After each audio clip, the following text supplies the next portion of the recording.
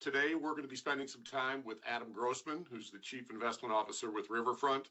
We're going to get some opinions from him on why the portfolio looks the way that they look, the things that they're looking at, and then he's going to answer some questions for us. And these questions are things that we've heard from you as clients. So we want to make sure that we can address these and help set your minds at ease. Adam, why don't you go ahead and tell us a little bit about your background and what you do there? Absolutely. So I'm the equity CIO at Riverfront Investment Group, which means that I'm responsible for all of the research on individual stocks that are in all of our portfolios, as well as kind of the lead portfolio manager for a number of the strategies in available at Riverfront. A big part of Riverfront's offering is having this kind of multi-asset approach. Our two most popular products are our 50/50 and our 70/30 stock bond portfolios. And the idea of Riverfront's portfolios is that they start at those places and then they can kind of tactically tilt based on, in the long run, the thing that we think matters the most, which is market valuations.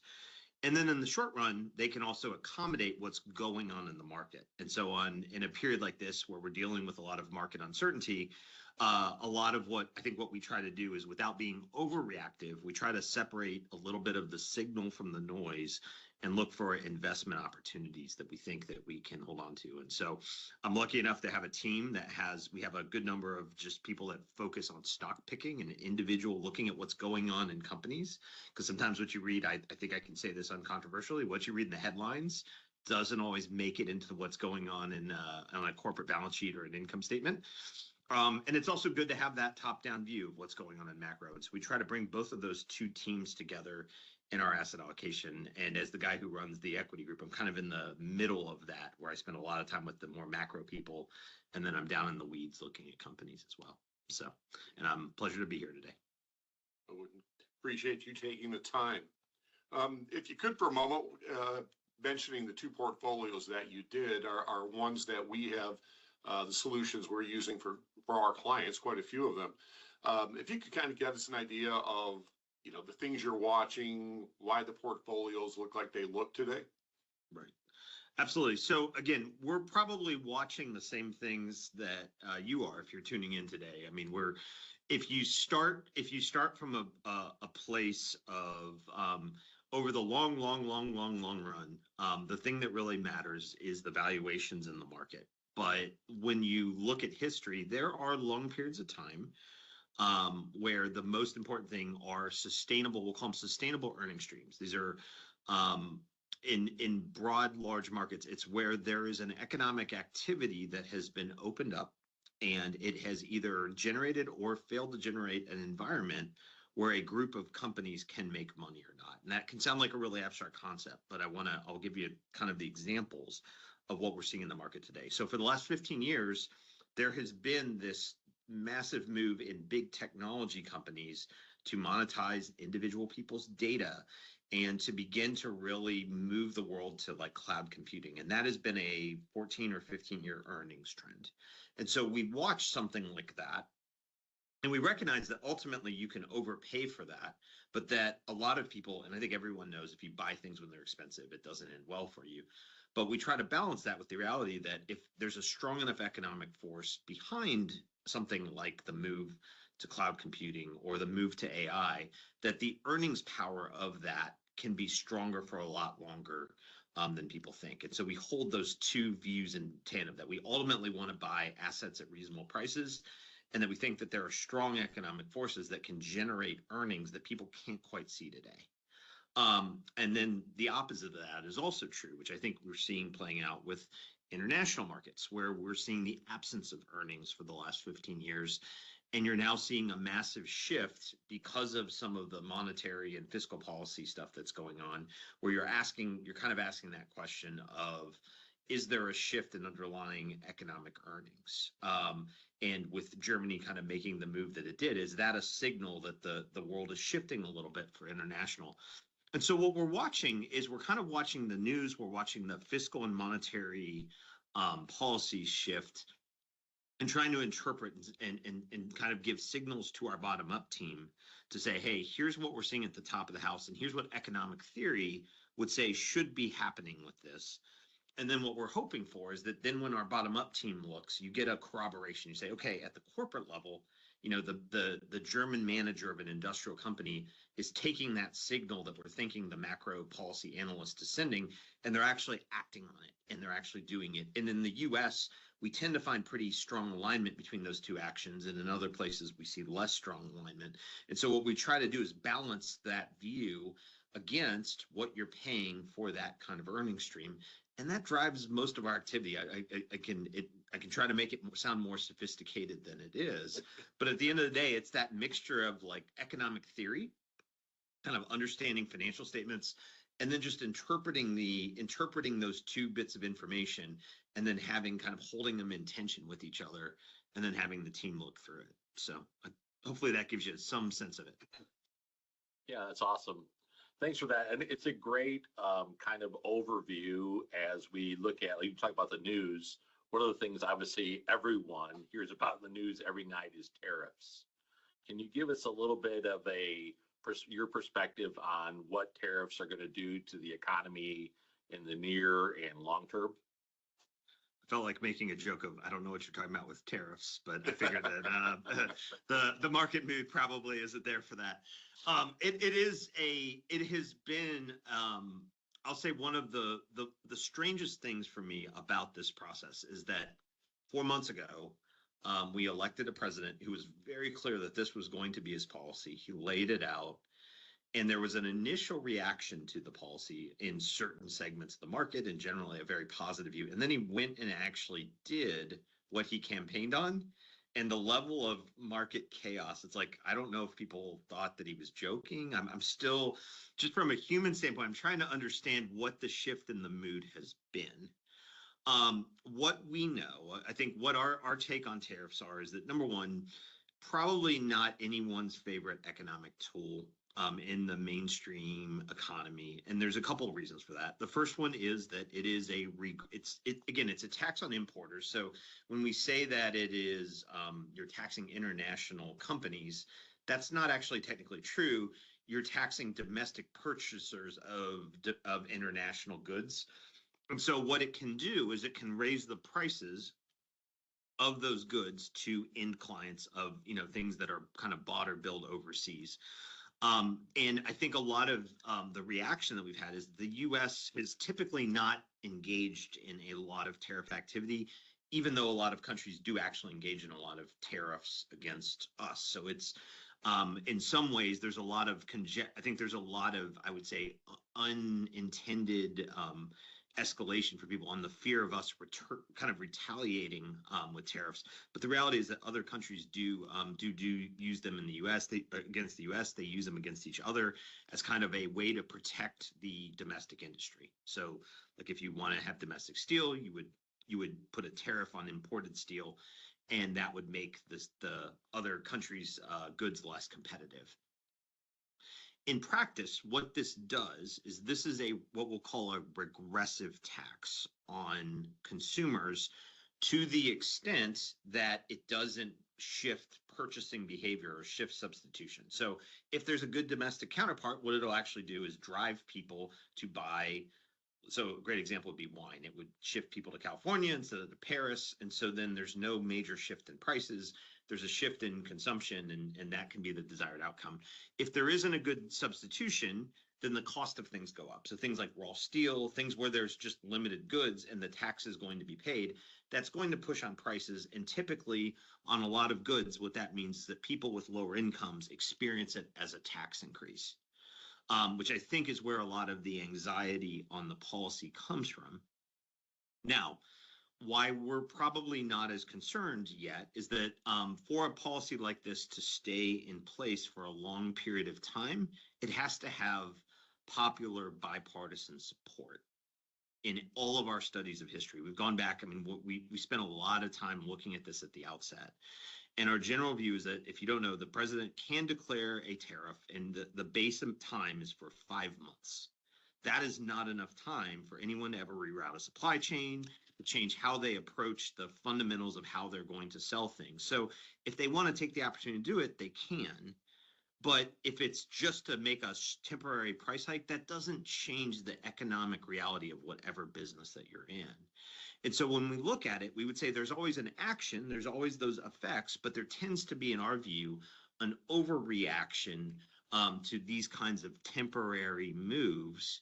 And especially when we don't have enough experience as a country in implementing a tariff to know what the full impact is going to be. I think 5 months is actually a really good amount of time to see how it affects earnings, to see how it affects inflation, whether that good causes a substitution effect and there's no price increase, at which point it's not inflationary, or maybe it is in a way that we didn't understand. But to have that baseline of give it a few months, let it go through an earnings cycle is something that for whatever reason, the market has not wanted to kind of give it credit. And so what we've done is we've projected a lot of fear and uncertainty in the market. And so when you look, there are a lot of companies that are trading at much lower prices that have not had a meaningful move in their earnings power. Go back to my first thing. I look at the world through the world of earnings and then economic news. And we see a lot of noise. We see a little bit of economic movement. And then we see very little in the way of people adjusting what they think they're going to make as a company. And so when we look at that, we would say on balance where we are is that tariffs are kind of an unknown for the U.S. It's something we haven't done a lot since the 1930s. It's President Trump's one of his preferred tools, but the fear of them is very analogous to, if you remember, probably about 10 years ago, there was this thing called Brexit. And if you remember, people were terrified of what was going to happen when the UK broke some of its trade treaties. And it wasn't tariffs exactly, but it was adding some restrictions on trading in the UK. And the investment community was apocalyptic about it in a way that in the end, when we look back, now there might have been some damage from doing some of it. Obviously, adding trade barriers inhibits free trade. But I think what can happen is we overestimate the magnitude of the effect and we underestimate the resilience of American, or in that case, British companies to kind of reroute if they need to. And so I think I'm hopeful that at the end of the day with this, that it's going to be much ado about nothing. The last point I'll make is that when you look at the comprehensive list of kind of Trump's plans, there's also this tax plan. I think recognizing that a tariff is a regressive tax, the idea of getting rid of the first, taxes on the first $150,000 of income would be kind of the offsetting part of it. And we'll see if he gets that through, if that becomes kind of the law of the land. But my guess is if you put those two things together, that would be net beneficiary for kind of lower end consumers, even though they would pay more for some goods at the margin, that having that no income tax would be net stimulative. But we just have to see. It's too early to tell if that idea actually gets through Congress, if that becomes the law of the land. And so I think what we find ourselves is very much like Brexit 10 years ago. We're speculating on very little information. And so what I'm going to follow is what's actually happening in earnings and what's actually happening with the companies that are making the decisions in that context, because I tend to think they tend to be much more resilient than anybody that's in Washington, D.C. on a daily basis. So with all that being said, Adam, we get a question a lot about recession and if all this is going to push us into a recession.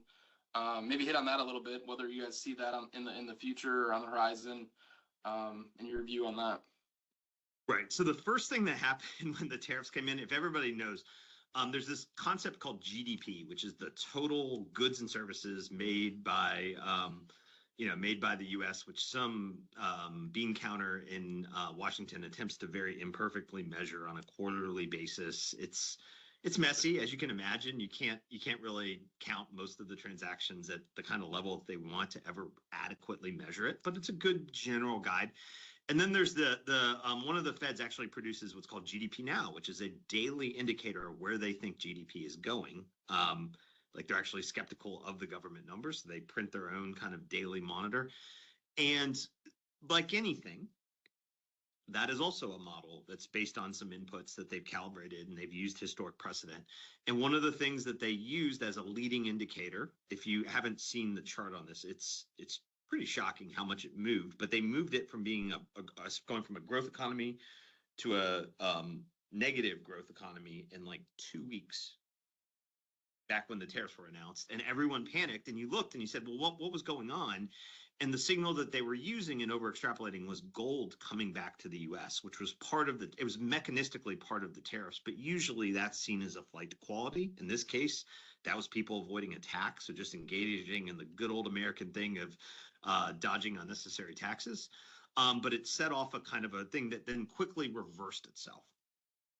When you look at the ensemble of economic data, what we can see so far is that inflation is not coming down as quickly as the Fed would like to warrant a lot more rate increases. And Jay Powell said as much as we're recording this when he spoke to, after the FOMC meeting yesterday. He said maybe we're looking at 1 or 2 cuts at most, inflation being somewhere in the 2.5 to 3.5% category. And we're seeing the economic data has softened a little bit coming into the beginning of 2025. That is a long way from saying that we're either going to have the good old-fashioned traditional 2008, 2016, 2020 style of recession. The idea of having 2% GDP growth with 2 to 3% inflation is a pretty healthy economy. And so what we would say when we look at a recession is that we would have to see a lot of things go badly from here on a lot of fronts before we would take any of the economic indicators that we're seeing and say that they're much more than having 1 or 2 go a little bit sideways being noise. And on the other side, the thing that we're really afraid of, if you've heard this word stagflation is the idea of economic stagnation at the same time that we have inflation. So it becomes the worst kind of recession. This is what we dealt with in the 1970s. And if you remember in 2022, this was the big fear. There's very little indication that even if inflation from here stays at 2.5 to 3.5%, that we're going to go back to an environment. We think where inflation gets to be too high, it's up in like the 4s and 5%, and having it stay there, which is what we started, if we look at 2022, that's what we were starting to see as a distinct possibility. The Fed doesn't foresee that. And right now with economic growth slowing a little bit, I would argue that worst case scenario is actually off the table.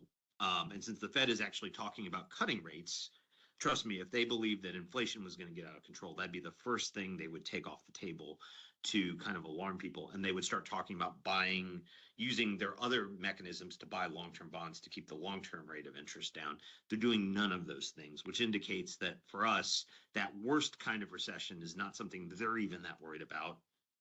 And then the traditional one, there's very little evidence of it. And we have a healthy yield curve. We have a healthy economy. So I get that it's scary, and I know that markets do what they've just done 2 or 3 times a year, and we don't remember that at the end of the year. We don't remember, by the way, even last August, how scary it was. I was doing calls like this, and I blocked it out of my mind because it was so short-lived, and then I think economic data and reasonability kind of came through, and my suspicion is that's where we'll get to right now.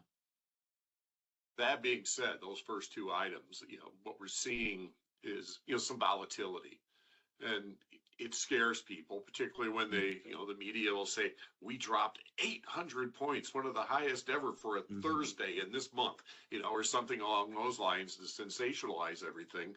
From a historical context, in discussing today's volatility, you see it being extremely out of line? Do you think, how much longer do you think we might see what we're seeing now? And what might stop some of the volatility? Right. So the first statement I'll make is that volatility is actually critical to a healthy market.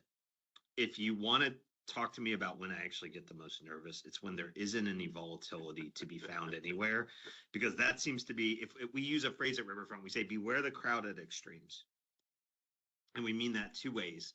When everyone is fearful, it is safe to say it's probably time to get a little greedy. And when everyone is greedy, and when everyone agrees on the direction something's going to go, there are a lot of good reasons to be fearful. And right now, what we're seeing is that across a whole bunch of asset classes, people are fearful about what's going to happen with tariffs. And to give you an idea, if you were to look and say, what would a tariff do to a company? It would lower its profit margin a couple of points if they had to eat some of that cost. How does that square with NVIDIA with a 70% profit margin having some small tariff put on top of it and saying, wow, you've really broken the back of that economic engine with some minor part of one of their components going up a little bit. And then maybe China's going to retaliate. So it goes a little bit more. Like at some point, the fear becomes out of keeping with the size of the problem that's at hand. And you start looking at it, and what the assumptions that someone is making is, well, there's going to be that, and then there's going to be this, and then this company's not going to react, and and you begin to play out that worst case scenario in their mind, and then in the market and in the price of something. And then you look back and you go, what actually happened? This is why earnings are such an important thing, because the signal's not there every day. We don't have a daily signal for economic earnings. We get analyst opinions once a week, but then we get that quarterly checkup. This is, I hope nobody has to go to their doctor once a quarter, but those quarterly checkups on what's going on with earnings and what guidance are people giving, that's the right frequency for us to really kind of look at how things are actually changing. Because you can ask someone, how scary is it going to be when there's a tariff? And then they actually have to live through it. The company makes the adjustments and it's not that bad. And so when I look at volatility, what I would say is that it also is the reason, by the way, that there's always going to be a premium for owning stocks, because there are people that will not do it. And there is a price that you would pay. If there was no risk to owning stocks, they would be much higher than they are today. And that little bit of discount that you get for buying that fear, we call that the equity risk premium in my kind of nerdy world that I live in. But that's that idea that every day when the sun goes down, there's a little bit of a bet in the stock market that it's not going to rise on some of these companies. And so taking the other side of that actually pays you over what you're ever going to get in a bond and an interest rate every day. And that's been documented going back 180 years. Now, you can overpay for a stock, you can buy an individual company, and sometimes it doesn't. But to have a diversified approach, there's always that premium in there underneath it. And we would say you want to lean into that over time. And so that's where we kind of come in biased. And I think that's a great point, because I was speaking with a client the other week who wanted to know if we should go to cash because nobody's buying stocks. Right. I said, if that were true, they'd all be a zero. There's somebody on the other side of every trade in the market. 100%. Yes. 100%.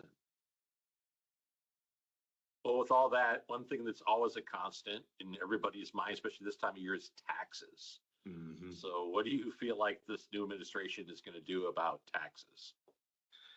Well, so they've announced that tax policy, and I would imagine that if it's going to have to go through Congress, and I just like I don't want to see how sausage is made. I don't always know if I want to see how legislation is made.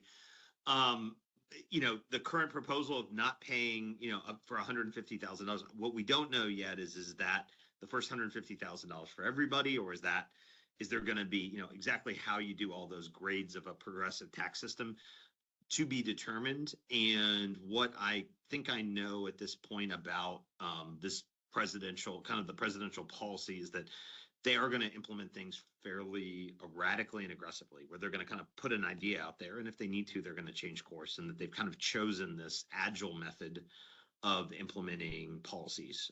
So even if they have something on the books today, I would say I would want to see how it actually goes and plays out with people. I also just think now that there's been this approach between, if you look at what's going on with Doge, if you look at what's been going on in the Ukraine, the effectiveness of some of the early moves that Mr. Trump has made will determine a lot about how much credit he gets in his next moves. Like if there actually was a ceasefire that does take hold in Ukraine at the time that we're talking about this, just so everybody knows, it's on the table, but it has not yet been implemented in the Ukraine. They're not attacking certain assets. But if that were to come to pass, there's some credibility there for anyone who wants to be on Donald Trump's side, that he can deliver at least on the ceasefire that he said that he wanted. If that blows up in his face, proverbial in that case, literally, I would imagine things like a major tax policy he would begin to lose some credibility and have to make compromises.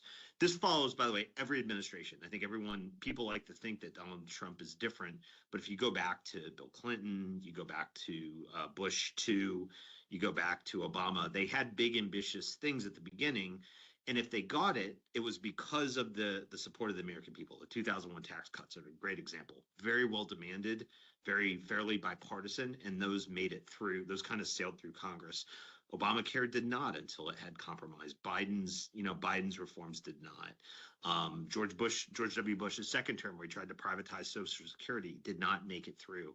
And so what we're going to find, I think, with President Trump and what we can see from polling is that people are conceptually on board with some of these ideas at the same time that they have reservations about the kind of the methods of implementation. So I would say we just have to see what happens with some of the early moves, and that'll give us some guidance on the tax moves. It is interesting that he didn't lead. I think what traditionally Republicans have done is led with tax policy and then gone after the goal second. So him taking it in the opposite order, kind of putting tariffs on the table first, is a very different and very, again, that's probably the part of President Trump that's been very different and very, and I think probably unusual from a Republican administration, because usually they would lead with the tax cuts and then work out other stuff. Second point is that probably more to your point, to the more personal level, taxes aren't something like they're a national problem, but they're also a you problem. Like you have a W-2 and 1099s and all those things. And so what I would continue to say probably is it's probably as much to talk to your team, because the amount of options that you have to think about smart tax management throughout the year in partnership with Rick and the team are much greater than they were. I guess I'm talking to the people that are listening to this, but they're much greater than they were 5 or 6 years ago. At our firm, we have the custom SMA solutions. You have access to a lot of different ways to be to be much smarter, both about how you do things like tax loss harvesting, as well as portfolio construction options, depending on what state you live in, depending on what your income needs are, to be as smart as you can about those tax things. And where I think 8 or 9 or 10 years ago, those were all nice things to have, and they were rare and few and far between. You have a plethora of options of how to approach that. And so I would encourage you, as you're working through your taxes this year, if you see anything that you don't like, that you're like, man, I wonder if there's something I could do, it's a great time to have that conversation, because we just know the range of even the services that I could talk about, the services Riverfront can provide, but across Baird, the range of services that can be provided have just exploded. And so it would be, taxes are not unavoidable, but it would be silly not to have a game plan for how to manage whatever your situation might be. So I don't know, I didn't mean to make a plug out of it, but That was perfect. We appreciate it. so. Yeah. Kind of taking it a step further in good timing with Jay Powell speaking yesterday, but maybe touch on interest rates a little bit and kind of where Riverfront sees that going throughout the year. Absolutely. So I think interest rates are kind of the twin mirrored opposite of inflation. And so if we believe that inflation is going to be capped, somewhat start to live in a range of 2.5% to 3.5%. What we know is that ultimately, if you are a federal government and you have a massive deficit, which we happen to have both, there happens to be one of those things and they happen to have that. What you would want to do is to have your short rate be below the rate of inflation and have your long rate be slightly above it. So like your cash rate or your T-bill or your 2-year. And then you want your 10-year to be up above that rate of inflation. The reason for that is that if you overpunish your savers, they won't save. It's just a simple economic incentive, if that makes sense. Like if you realize I'm putting this thing in a hole and I'm losing what I think I'm getting on my statement, I'm losing to inflation. And by the way, 10 years ago, this would have been hard to explain to people because inflation hadn't been as persistent as it was in 2022, 2023. We now have these conversations about inflation. People get it because they've now experienced it over the last 3 years. And so what we know is that there has to be a real rate on that long part of the curve, which is why we don't see long rates going down a lot until and if inflation comes down. And probably the only way inflation goes down a lot from here is if we go into a deep recession. And I don't see that happening. So I kind of think you have that long rate anchored where it is. That will create, if you have a view that house prices are going to double in the next few years, they're usually priced off of 10-year bonds in some way. I don't see that happening. You might get a little bit of upside because there might be some looseness on the regulatory side that makes cost of building things a little bit cheaper, but that's going to be at the margin. On the short side of things, the Fed, I believe, will lower rates as much as they can, because when you get down to small businesses, the difference between large companies and small companies is that most large companies can borrow money for 10, 15 years longer periods with less debt at lower rates, at investment grade rates versus higher yield rates. If you're a small business in America, you're either issuing in like the high yield market, bank loan market, things that are much riskier and they're much more shorter term. So for a lot of those companies, if you think about, they borrowed a lot in 2020 to kind of get back on their feet after COVID. As that debt recycles over the next couple of years, they're going from those lower zero-ish interest rates to higher interest rates. Every day, somebody's resetting to these much higher rates. And where for people, for an individual, that can be a little bit jarring. Like imagine right now refinancing your house or your mortgage. At a corporate level, that can be devastating if you have a whole shelf of debt that you have to recycle at 2 or 3 times the interest cost. And so we know that the Fed is going to have is seeing those kind of those short rates coming down a little bit more. That's to help. That's going to be a critical part of kind of helping Main Street kind of reacclimate into a normal interest rate environment. The good news is we don't see a lot. So far, there have been way less defaults than anybody would have predicted 3 or 4 years ago. And we've watched this for years. Like we were hopeful there would be fewer defaults than there have been. But it's even kind of beaten our upside surprise because and the reason for that is the overall strength of the economy, coupled with the fact that everybody did get basically a free refinance in 2020 when rates were zero, and when the Fed was buying. If you don't remember, the Fed was buying just about every kind of credit piece of paper they could get their hands on to help stimulate the economy. And so that gave everybody kind of a reset. We know we're going into a period where that's going to be an issue. And so I think when you're seeing the Fed continue to dangle out those 2 rate cuts, that just lines up with the idea that I think what the Fed wants is a semi-steep yield curve, meaning that the 2-year is below the 10-year. You have the 10-year above inflation. And then right now the 2-year is still above. That has to get down below, we think, a little bit. And ultimately for companies in the short run, and then for the US government in the long run, for when it has to kind of issue debt, they want to be naturally having the inflation erode away that debt at a little bit of a slow rate.